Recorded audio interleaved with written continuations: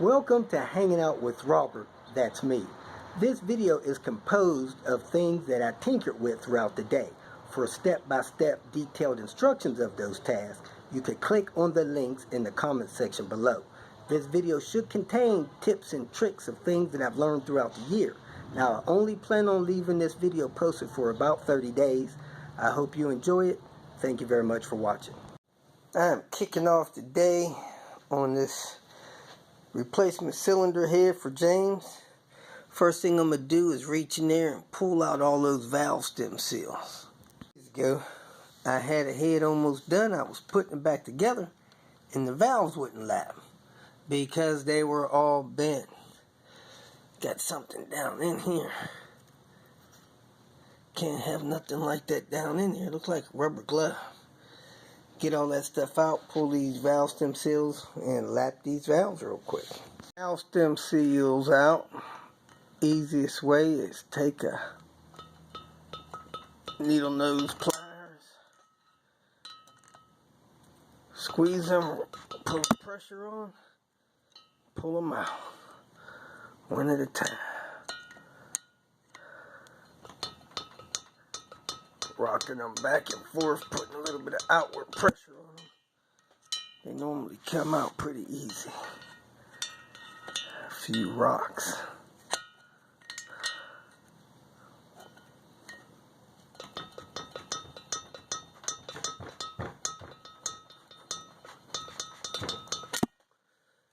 Oh, that one's being a little stubborn, but it's almost out.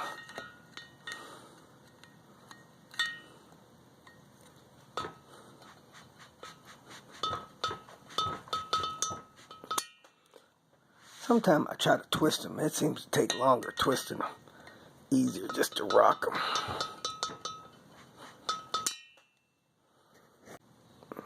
I have all of the exhaust valve stem seals off. Now I'm going to flip it around, do the intake side, and tell you how long it took. I have all of the valve stem seals off. The easiest thing to do was put the needle nose pliers on there, squeeze them so they lose their shape, and just give a little twist and pull them off. Quickest way to get them out. So it took about 10 minutes to get all the valve stem seals out. Next thing I'm going to do is lap the valves. I kept the valves in order because they will seat and lap best in the order they were removed from. These are the intake valves. These are the exhaust valves. I wire brushed all of the carbon off of them. Left a little bit on the tips of the exhaust valves, no problem the way I'm going to lap them. So let me show you how I lap them. You want to lap all the valves basically so they seat well and perfectly. You have a little carbon buildup on the seat, and there you get carbon buildup on the seat on the valve.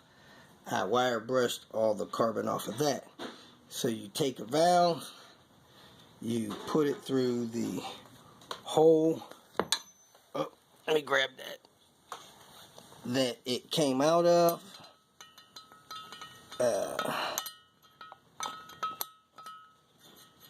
So now you got the valve sitting there, and the area that you have to lap is that area there, that flat, smooth part. It sits in the head. When the valve is closed, it helps dissipate the heat from the valve into the large cylinder head. Also, it seals air tight so that the compression can be built when the piston comes back up and the valve is closed. So let me show you how I lap it. Mechanic in Albuquerque doing this. You take a drill, don't matter what kind, you put a bit in there. The bit's big enough to take a vacuum tube. In this case I'm using some high quality silicone tube. Stretch it over the drill bit. Then you take this and you squeeze it over the end of the valve that's stuck in the head. Let me go ahead and squeeze that over there. On the bit, on the valve. When I turn the drill, it turns the valve. So I come on this side and I put some lapping compound on the end of the valve Want to get it around there so that it's on the surface. You don't need a lot, just enough to make your lapping grinding motion. So now I'm going to turn the valve and pull it in the head. But what I'm going to do, I'm going to put some pressure on it with my finger so that it grinds. Let me set this on the tripod real quick. On one side, finger on the other. I'm turning it.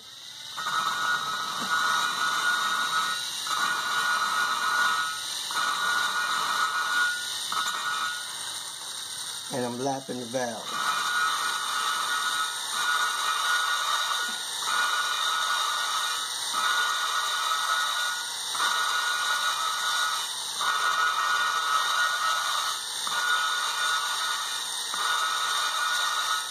Keep pumping it in and out until the lapping compound basically smooths out and you don't hear any more grinding or feel the grinding while you put pressure on it with your finger.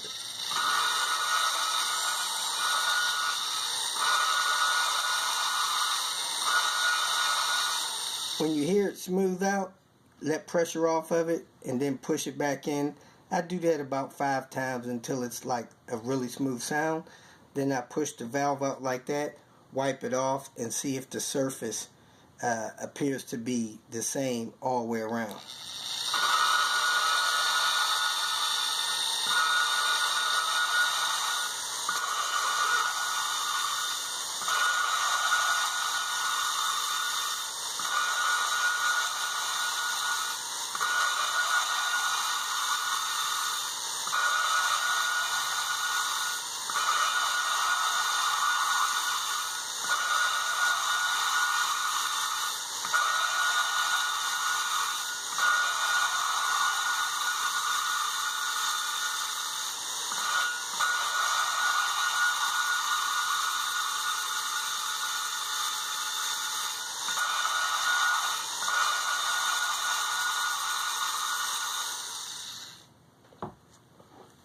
Okay, I should be done lapping that valve. So I'm going to wipe the surface off, wipe the surface and the head off, look at it, make sure they're both nice and matted and kind of matches, and there's no unlapped part on the valve. That way you know that it's grinded all the way around and it's not bent. Another way you know the valve is not bent, you hit it with the drill bit and you don't see it wobbling. I showed you those others that were wobbling before. Off the other end of the valve, I push the valve out, wipe it off with a rag or something so that you get all the lapping compound off. And you do the same inside the head. Wipe all the lapping compound off. And you look at that surface real close and make sure that it has that lapped, grinded, matty look on it. You do the same for the valve. You look all the way around the valve, make sure it's got that grinded look, appearance the whole way around that edge of it, so that you know it lapped the whole way around. And you look and you feel for pitted areas. If you feel any pitted areas, which you commonly do on exhaust valves, go ahead and lap it some more. But this valve looks good and lapped. Now we're going to check to see if it's truly lapped and sealed. Ways you can check to see if the valve is sealed. Number one, you can put the valve in, put a little pressure on it, and shine a very bright light on the valve. While you hold pressure on it, you look down in the valve hole.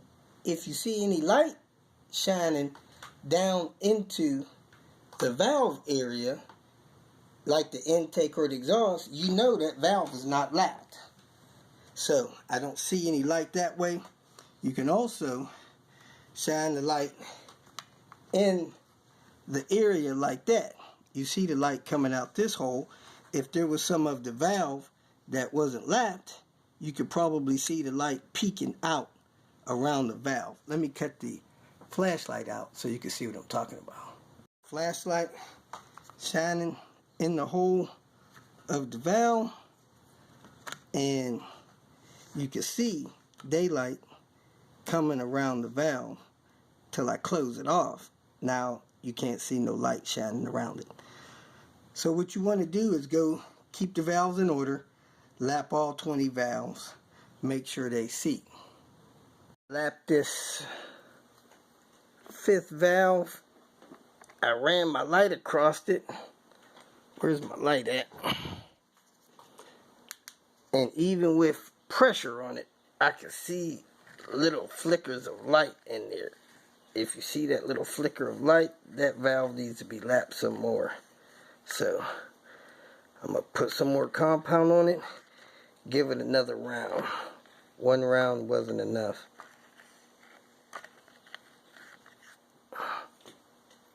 You can make sure your valves are set and seated properly is to install the valves, set the head on its side, and pour coolant into the intake ports and see if coolant leaks out from around the valve into the cylinder area. If that happens, you know you need to pull that valve, relap it. You really want to check that before you install the valves. But hey, the proper way to do it, the way a mechanic will do it or a machine shop, they will take a valve and have them all installed, and they put a vacuum pump on the side sealing off the intake port, and it should pull like 20 inch-pounds of vacuum. Inches of mercury, they call it. You check each and every one of them, all 5 cylinders, intake and exhaust, to make sure that you have good valves seated and they seal properly. That way they won't burn. You have good combustion. You should have a nice, good, strong running engine. So I got about 80% of the seat area lapped. If you can get the whole seat area part lapped, that's perfect. But about 80% is probably good. Probably what it was doing before I pulled them. Let me go ahead and lap the rest of these valves. There's a few tips I want you to know that you need to keep in mind when you're lapping valves. One, if you have a water-based lapping valve grinding compound like I use, this Permatex, the number on it is 765-2657. Keep this stuff mixed up good. Every 3 or 4 valves, stop, take a second, mix it up. You want your lapping valve compound mixed up if it's water-based like mine. If it's a paste, not as bad. 2, you want to keep 2 rags to clean up the valves. You use your one that'll be, I will call it your dirty rag. Get most of the lapping compound off after you lap a valve. And then you got a cleaner rag that you use to fine-tune, clean the valve and the valve seat in the head. Use a alcohol. This is rubbing alcohol for cleaning, or better yet, use acetone. I use acetone a lot. You want to get all that valve lapping compound off of the cylinder head, off the valves. That stuff is a grinding compound. You don't want that getting down in the cylinders. 3, do not spin your drill too fast. You don't want to heat up the valve or do anything like that. Nice slow. 4, if you use a silicone tube like I have, don't make it too long. If it's too long, it'll buckle and twist and wrap up. If that happens, shorten it a little bit. A lot of times I use vacuum line or some kind of small size fuel or other rubber tube, a little stiffer. I've actually even used a, I don't know, 1/4 inch diameter plastic plumbing tube on here as well. And last but not least, have a nice bright light so that you can check the surface of the valve. This is the next one I'm going to do. When you pull these valves out, you want to look at the surfaces real good. See if there's any pitting on them. If you see large pits on the valve, you may want to get another valve. because that thing needs to be ground down flat and smooth. You don't want big pits in your valves. That's just not going to work for getting them ground down and sealed. And you want a good bright light so you can check for light after you grind the valve down. The intake valves take about 3 minutes. The exhaust valves take 4 or 5, because I double the time on the exhaust valves. The exhaust valves are the one that normally burn. If you get a cylinder head that lasts, on the car longer than 250,000, you're on borrowed time. I would definitely pull the cylinder head, rebuild it before it gets to 350,000. I got 362 out of mine on the Panther. I think I was on borrowed time. My plan was to do 350, but on average, you'll probably get 250,000 out of a cylinder head, depending on valve stem seals. Getting old, 20-year-old valve stem seals with all those miles, they just wear out. So let me go through this next valve process so you can see, and we'll keep going from there. The valve through the hole, come on the other side. I worked the rubber hose on it. Now I got the valve through there. You could probably see it moving. Get the lapping compound, put it around the flat area, move the valve around, get the lapping compound around there. Now I come in here,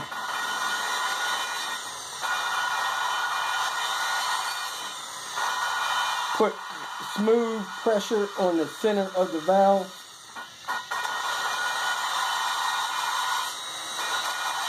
Pump it in and out 7 to 10 times until you really have no grinding compound left, because it sounds nice and smooth.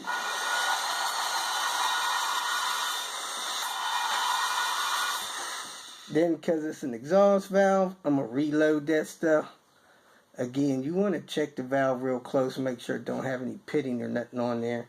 If it does, you may want to replace it, or just know you're going to have to lap down past that.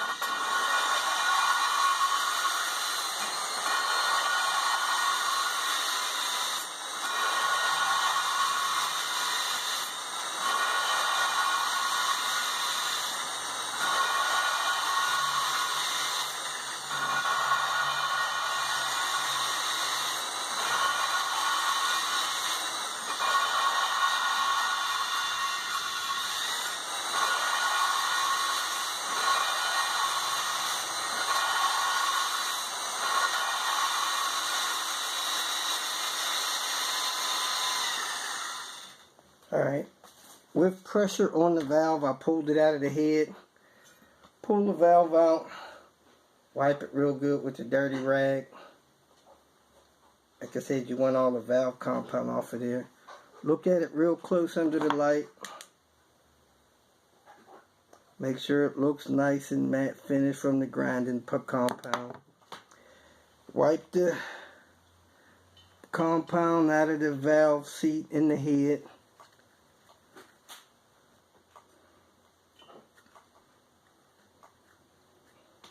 Then take your clean rag, put a little alcohol on it, get the rest of the compound off of the valve. See, I still had some compound on there. You might be able to see that rag is dirty. Do the same to the seat here. Wipe it with the alcohol or acetone, whichever you're using.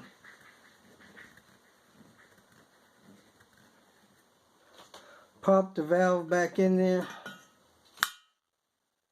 Nice and firm. Pull on it with a little pressure with your other side of your hand. Put the light on it. Make sure you get no light peeking through. Nice and dark. Running the light over it. I'm good to go on that one. I'm moving on to the next. Now you got to realize that I don't care nothing about this soot, carbon buildup, whatever it is, off of these seats. Nobody's going to see that. That's going to happen again as soon as you start the car, start driving it. So that's nothing to worry about. These valves got a seat. You can't have nicks and chips on your valve. I got to look at this little spot right here real close. I don't know if that's a dirt spot or Yeah, it looks like a dirt spot. But you want to make sure that these valves don't have pittings on them. If they do, grind down past the pitting.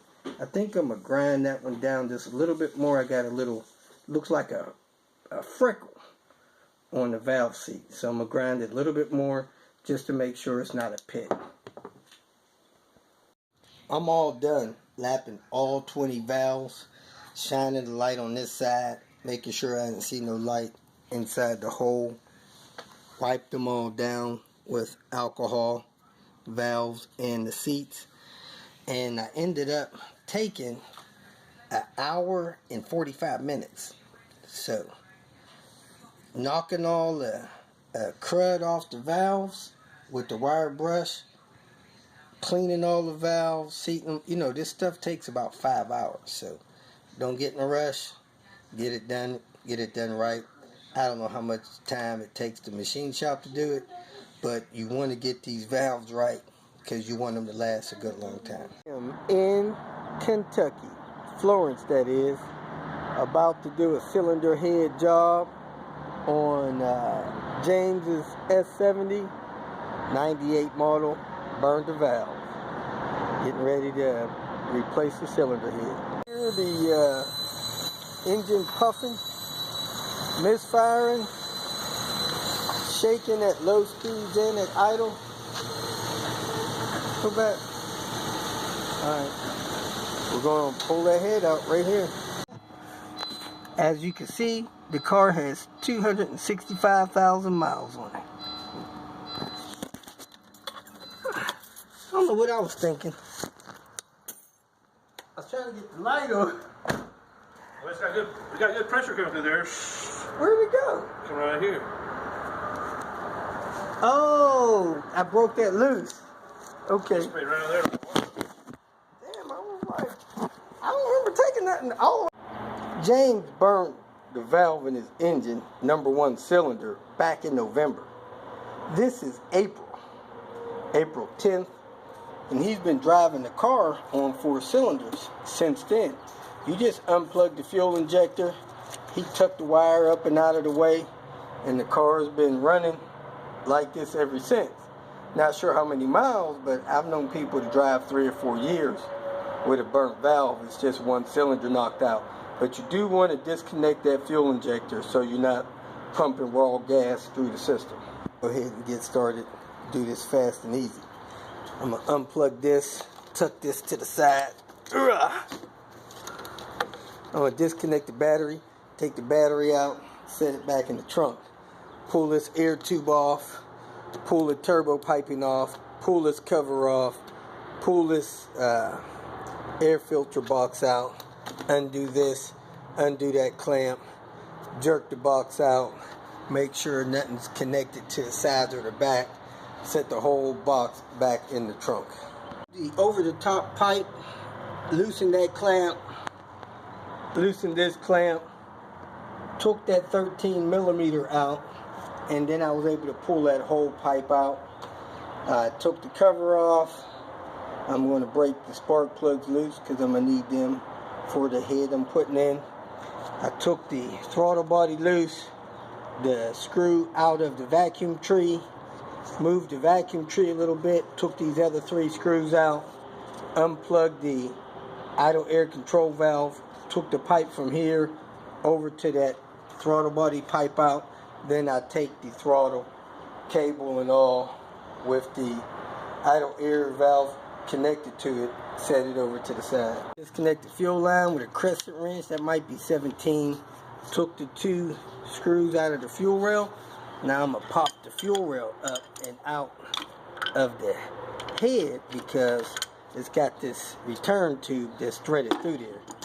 You need to take the rail out of this one and set the rail aside. I'm going to get under the car, drain some coolant out of the radiator, fill up the coolant jug. That way when I pop the head loose, there's no coolant in there that'll spill out over there. So loosen the cap, drain some coolant, take this hose loose, then I'm going to take the intake manifold off. ports look nice and clean, a little bit clogged up on the front end, but mostly the ports are clean. Some tarnish, no look of sludge. The intake ports on this car look probably cleaner than I've ever seen. He said he uses 93 on it all the time, and the top of the head looks relatively clean. I'm gonna pull the cams out so we can see if there's any sludge. I doubt it in there. I had the cam, the intake cam, stuck in the head, and I tried to use a little pry on this end to get it out, and it twisted in there and broke the head. This is what I talk about, being careful. You lift those cams straight out so you don't break the cam journals. Probably not the end of the head, but it's better if you don't do that. The rest of that journal can hold that cam in place, and the seal would hold the oil over there, but you do want to avoid doing that kind of damage. We're replacing this head anyway, so it's not a big deal, but you want to avoid doing that. But we're going to go ahead and pull the lifters out, set them aside. The other cam came out fine. So we had a head bolt break in the position closest to the water pump, passenger side under the exhaust cam. Snapped off while I was breaking the torque on it. This bolt on the right is the one that broke. I don't know if that thing was 80% cracked or what. It looks kind of funny on the end of it. So anyway, we're going to get the head off and work on getting that threaded portion of that bolt out. Also, the threads look a little cruddy compared to the other cylinders. Reveal. Burnt valve on number 1. There it is, folks. Burnt valve. Perfect V. Here's the top of the pistons. What's that crud? Got a little bit of, look like some kind of calcium deposits or something. But the important thing you want to see is inside the cylinder walls, you see those scratches? Yeah. That's called cross hatching. The more cross hatching you see, the better you can guess the health of the engine is, because that's from them honing out the cylinders when they built the block. The thing is going in and out, twisting motion, and all that cross hatching is a good sign. So this engine probably has real good compression. The cylinder walls are in great shape. If you feel that this information was useful, please like it and share it with your social media friends. You can subscribe to my channel so that you will get notifications of future videos that I post. You can follow me on Twitter, and if you need to contact me directly, please visit my website. And if you have any questions, leave them below, and someone or myself will reply to them. Again, thank you very much for watching.